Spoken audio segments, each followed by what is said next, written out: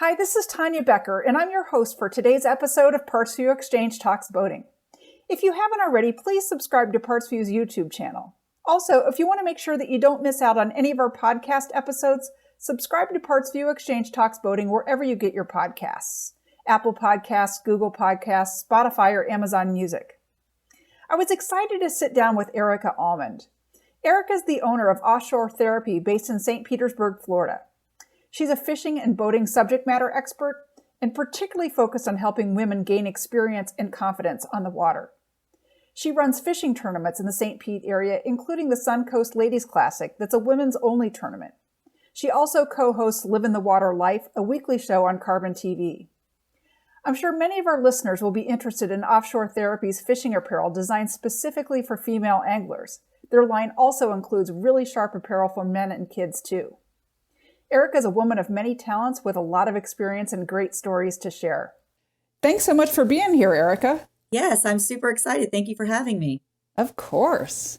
Erika does a lot of great work in this space, but if you Google her, the first search results aren't going to be any of those things. Rather, it's a news article reporting her encounter with a great white shark in January of 2021. This is what the people really want to know, Erika. So what happened out there?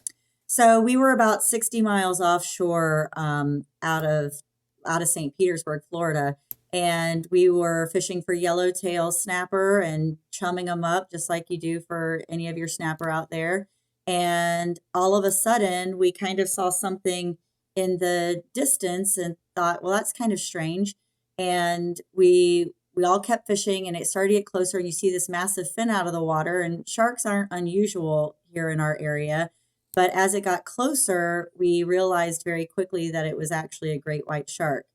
None of us had ever seen a great white shark out of Tampa Bay ever. So obviously it got our attention. The couple of things that made that experience super unique for us was typically when the sharks show up, the bite turns off. That didn't happen for us.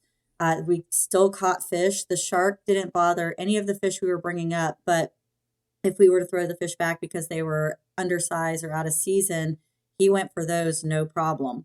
And the other thing the shark did that was different was that it rolled over on its back at one point. And I'm still not 100% sure why. And it attacked our motors over and over again. And it did this for a solid 2 hours, and it didn't go away. And it would come up and it would bite the motors or the back of the boat. It would come and grab the fish that we were throwing back. It would roll over on its back. And I mean, it literally just hung out with us. At the very, very end, the shark came back for another pass and went under the boat and hit it and like rocked the boat a little bit and then took off, and we never saw it again. Wow. It was crazy. Did you feel threatened at all, or? It was weird. So at first you're kind of like, wow, this is a massive great white shark coming up to the boat, and it's clearly biting the motors. But then because it hung out for so long, none of us were worried. I mean, we weren't getting in with it. So he just kind of hung out, and it became incredibly fascinating. And yeah, I mean, we even pushed him away a couple of times because we were trying to fish, and clearly he was too. And we were even able to push him away from the boat a few times. Wow, it was crazy. Mm-hmm. On whole, I think I saw pictures somewhere on one of the video clips or photos out there of you guys actually pushing it away. Yeah. And yeah, on whole, I would probably not think that touching a shark is a great idea. Well, so no. maybe people out there shouldn't do that. We never said it was a great idea. We just said it was an idea.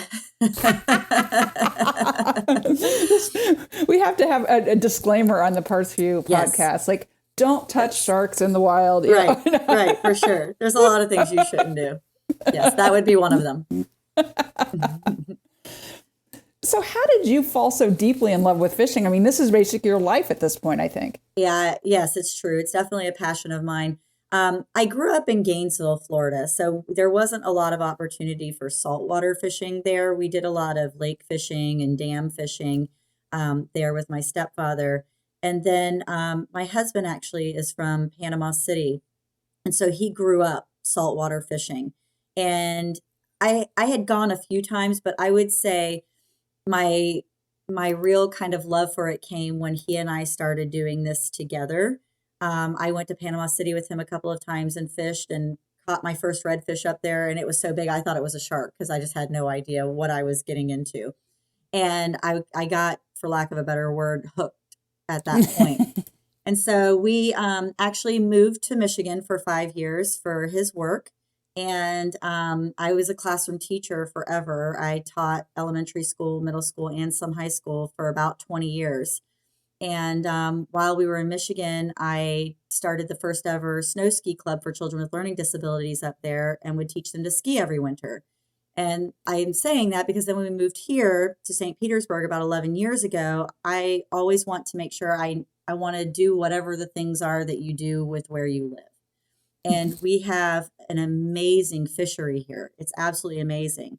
And we first bought a inshore bay boat. And then we also bought an offshore boat about 5 or 6 years ago. And it just snowballed for me. As soon as I got out there and got out to that blue water where the cell phones don't work and you see all the life offshore and the things that you catch. And really you are your own thing out there. You're fighting these fish and landing them. And it's just, oh my gosh, it's so incredible. And then I started thinking about it. I'm like, wow, how can we make this better? And we started talking about how, God, it's always nice to get a little offshore therapy when you go out there.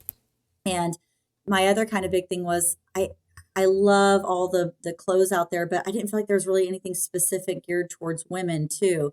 And I really wanted to get more involved in this and have other women fall in love with it like I did. And it just takes an experience to do that. And that was it for me. I mean, I go out there as much as I possibly can, whenever I can, whether it's on my boat, somebody else's boat. If someone asks me, I'm typically in. If I can figure it out, I'm going. I think that's a great way to help women fall in love with anything, is to have cute clothes and accessories and things to correspond. Absolutely. Absolutely. And that is one of my biggest pet peeves in any space, when there's not clothing that are tailored to women, whether it's like at work and you're supposed to wear a shirt and, they hand out the shirts and they're all men's shirts. They're men's shirts and they just cut them smaller. And then they say they're women's and they're not tailored to women's bodies. And we look fundamentally different, in case guys haven't figured that out. They figure it out in most other contexts, but not when it comes to like these shirt situations. Exactly. So yeah, I agree. So, I mean, you've started, really, as you said, becoming very active in making space for women in the sport of fishing, and including competitive tournament fishing. Absolutely. What all are you doing to help women fall in love, like with a sport like you did, in addition to the clothing line? So I started a women's fishing group called Girls That Fish. And basically what we do is we come together, and some of them are very knowledgeable and some of them it's their first day, but they're interested, they're excited, they want to know more because they live here too. Maybe their husbands go and they want to get, involved with it also, so they at least understand. So I actually just started running like little seminars out of my house, and it would be, hey, if you want to come learn how to throw a cast net, let's get together and let's figure it out together and do this. If you want to learn how to tie fishing knots and which ones are better depending on what you're actually fishing for, what kind of line do you use? Who can we ask to figure that out? And so what I discovered was, if it was an environment where we were learning together, women were more likely to want to participate versus someone just spouting knowledge at them. We wanted to do it together. And I'm certainly not an expert in any of it, but I'm getting better because we are growing together as a group. So like I have some friends that are amazing at docking boats. Well, guess what? She gets to show us how to dock boats, things like that. So, and I've had a lot of help. I work with the Farner family on the Suncoast Classic events. I got involved with them doing the Suncoast Kingfish Classic out of St. Pete. They run it in the spring and fall. This is their 30th year. And I started fishing those tournaments and then got involved with them. I love everything they do. The proceeds go to charity, a local charity, Ready for Life, helping youth that are aging out of foster care. And so I thought that was really admirable. And they are all about helping promote women on the water as well. So they gave me a platform to be able to start the first ever women's offshore fishing tournament this summer. And so with that, I didn't want it to be about, we're sticking women on a boat where it's completely still driven by men and the men are telling them what to do and fundamentally catching the fish for them. There's going to be seminars ahead of time. So if it's, hey, I've always wanted to do this. I don't have a husband or a boyfriend or me that has a boat or knows how. Will you help me? And so we're going to team them up with tournament winning captains as well in this area to help guide them along the way. And then they'll drive the boat for them that day, but then they're going to be in charge of fishing their tournament. And it's going to be a multi-species offshore tournament. Yeah, you structure. First of all, I just wanted to let people know the tournament is June 30th to July 2nd in St. Pete. Yep. This year. Yep. I think the tournament got canceled maybe for because of 1 COVID, or 2 years because of COVID. Yeah, we had issues with permitting for large groups like that within the cities of St. Pete. So we're going to run it out of Tiki Docks Bar and Grill at Maximo Marina for that June, July date that you just named. Yeah, awesome. So we're back. Yay. It's going to be, amen. it's on this year. Yes. And as you mentioned, I mean, you've structured this in a really kind of a little bit of a unique way. It's a multi-species tournament. Can you just, walk through that a little bit? Yeah.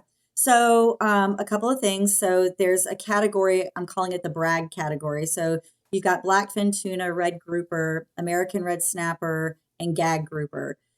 Now, the American red snapper is a tricky one because they change that season every year. So I'm crossing my fingers that it's going to happen.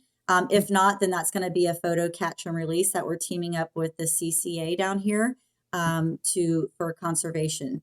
And so you can place first, second, or third in each of those categories to win real cash prizes. Because one of my kind of big things is, you enter these tournaments and for women specifically, and what do you win? A couple $100 and listen, I think it's all great, jewelry, gift cards, or raffle. I want women to go for like real money and just like the men do. And I want them to, because they will have prepared, they will have learned, they will have figured out where these fish are, either with their captains that they've teamed up with, or because they have somebody that can help them, or they know themselves. We're going to teach them the correct bait to use. They're going to be prepared for this tournament is my goal. And then we're going to also have like a mixed bag category where whoever catches the most species within that mixed bag wins that as well.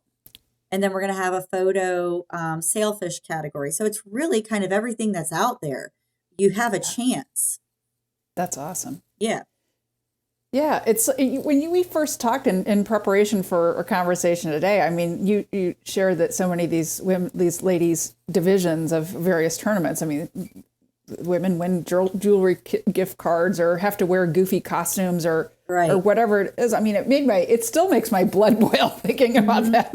Yeah, a lot of them do that. And I mean, and I get it. And I understand why they're doing what they're doing. And that's fine. But I just wanted to give a platform where everyone was comfortable. If you don't want to fish in your bikini, you don't have to. And we're still going to draw people in. If you do, I don't really care either. But it's not going to be, we're in tutus and decorating boats. And no, I'm not doing any of those things. Good. Yeah. And to your point, if you want to wear a tutu, you want to decorate your boat, knock yourself out. Knock yourself out. Now, since it is July 4th weekend, we are going to do some sort of, red, white, and blue theme. But it's nothing like that.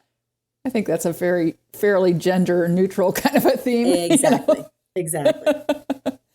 And, the thing is, I mean, fishing is it's not a strength, like an explosive muscle sport like basketball or track where you're sprinting. I mean, the gap between men and women, it's just skill and experience, right? I mean, it's nothing more than 100% an opportunity. Skill, experience, and opportunity is what I think. Like you've got to, especially here, you've got to know where the fish are too. So I do think, which goes to your point of experience also, but that changes, right? So, I mean, some of the fish are migratory and some of them, are going to hole up in different places depending on what the water temperatures are or the fishing patterns are at that time. And so I think having opportunity and experience and some skill, anybody can do it. Yeah. I know in the the pro bass levels, which, bass and saltwater fishing it's a little bit different, but obviously the concept is the same. Right. Yeah. Catch fish. Yeah. I know some of the, the older school, like top level people. I mean, the game has changed a bit with all the electronics. It's become a bit more, I would say a bit more like opportunity neutral, like more people, you have the opportunity more to gather the information that you need to fish effectively. But, before the electronics really came big on the scene, I know some of those top level people, they perform so well because they had a network of people feeding them information. That, and they're out there every day too. And When they're you're out there day. constantly. Yeah. Absolutely. Yeah. And so the other kind of part to that too, when you pay attention to tournaments or, your boundaried tournaments versus your non-boundaried tournaments. And so all of the ones I participate in do have boundaries. And the thing that creates for anyone is that you don't have to have the biggest, fastest, baddest boat out there. We're all fishing in the same space. Granted, it's still fast, a big space. but you're, because what was happening a lot of times is if you've got quads on the back of your boat, you can race down to the Keys and catch a bigger fish and make it back in time. Where if I've got a single engine, I'm not going to come anywhere close to you. So I don't really have a chance. So why on earth would I want to participate? So I really like the boundary tournaments as well. Yeah, that's great. And you're also partnering, as you said, with the CCA Florida, which is great. I mean, those are you take a photo, release, we're going to have entries, descending right? tools for everybody to make sure all the fish have a fighting chance to live. So we're not, it's not some big fish kill either for that. Yeah, no, absolutely. That's great. So what kind of response have you gotten from, women? Are a lot of women excited to participate? I mean, what are you hearing out there? Yes, they are. As we start promoting this, I'm getting lots of positive feedback going, finally, something for me, finally, something that where I get to participate and learn something new. And, and as I explain kind of the platform of how this is going to work, I want the biggest thing is I don't want them to feel intimidated. Because sometimes when you hear offshore, you're like, and it is a different animal. Yeah. But if we support you all along the way, I just want to grow the sport of fishing for women. That's it. That is all it comes down to, in a family oriented and team oriented way. That's all I want. Yeah. And, as you said, you'll have some men that are helping captain the boats and so forth. But, absolutely. But give us 10 years and we'll be captaining boats for the men's tournaments. I mean, that's right. And some are. Some of them are. Absolutely, they are. Exactly. And I fished with some amazing women that are captaining boats. Absolutely. Yeah, absolutely. So I wanted to take just a second to think about this issue from the marine and fishing industry perspectives. And, all of us out there who support those industries, which is pretty much everyone listening to this, and certainly you and I included. I mean, I often believe that doing the right thing is often also good business. Of course. On top of simply making space for women in boating and fishing, which I contend is the right thing to do. I mean, engaging women in these sports doubles the customer base for these industries. Yeah, we can spend money like nobody's business. I don't get it either. Like if you include women in all of this, man, I would imagine that sales would quadruple overnight because we love to shop and we're very, very good at it. And That's right. and it's the most expensive sport there is. If you can imagine, women out there buying up fishing rods and boats and accessories and things like that. I mean, it doesn't make any sense to me to not get women involved in this. Yeah. I mean, what do you think businesses and organizations out there can do to help, engage women and girls a little more? I would just love to see them providing more opportunities specifically for women. So, if it's fishing reels or rods, maybe providing classes where they show them how to use these rods and reels in a real way. Meaning I just got that as soon as I said it out loud. But actually taking them out and showing them how to use these products so that they understand, because I can tell you women get on the boat all the time and they hold them upside down or they don't know what to do, or some of them are really heavy.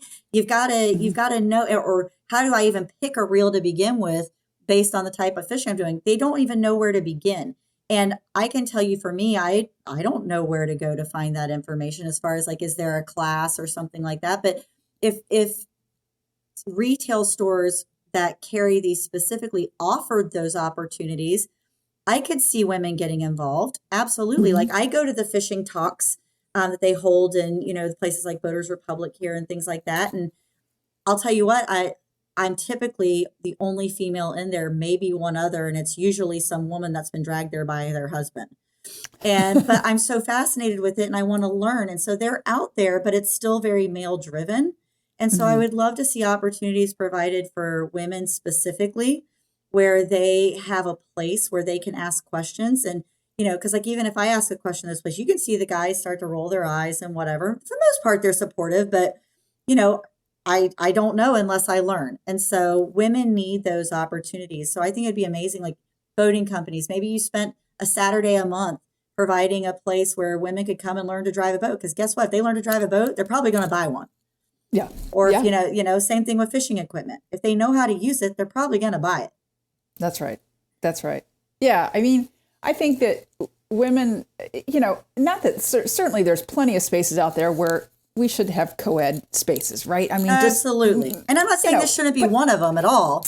No, of course. But I mean, women do tend to shrink a bit if they're surrounded by all men who know a lot more than they do about something. 100%. I even catch, I'm not really, people that know me know that I'm not really one that's prone to a lot of just shrinking, holding back. I'll ask dumb questions. I don't care. Yeah, I'm the same way.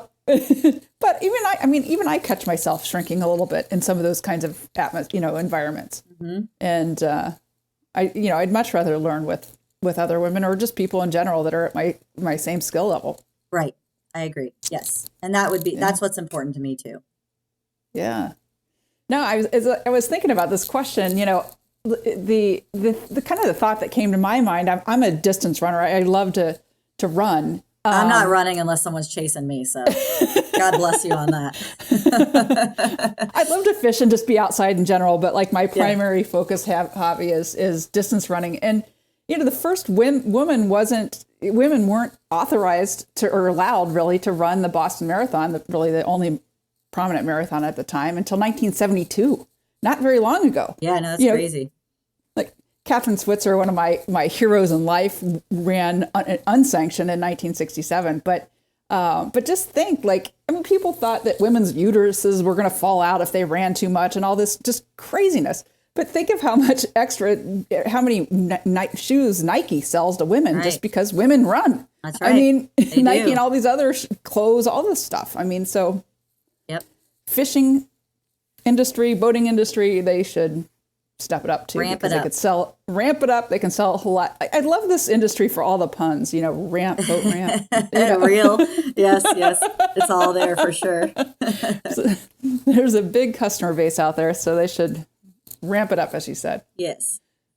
So I know that you're as involved in so many interesting projects. As we kind of close out our conversation today, just can you give us a quick rundown of some of the things you're doing and where people can find you out there? Yeah, sure.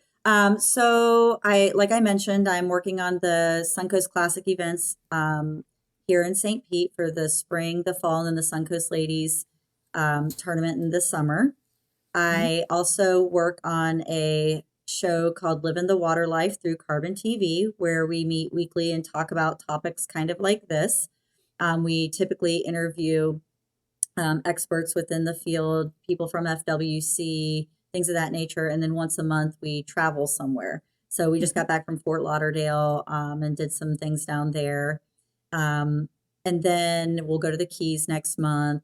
The other thing like I mentioned, I work with my girls fishing group and try to promote women on the water through experiences and group seminars that we can do to just keep learning together.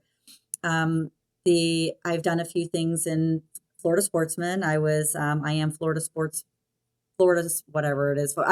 Sportsman a few months ago in there. And then the great white shark thing that you mentioned. So I'll be on National Geographic as well.